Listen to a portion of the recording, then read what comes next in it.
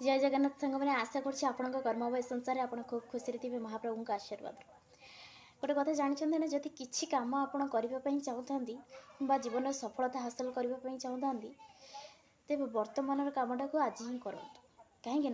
किसी लोग भावती आम सप्ताह पर कम आरंभ करवा, किसी लोग भावती आम मसे पर आरंभ करवा, किंतु से सप्ताह आ मसटा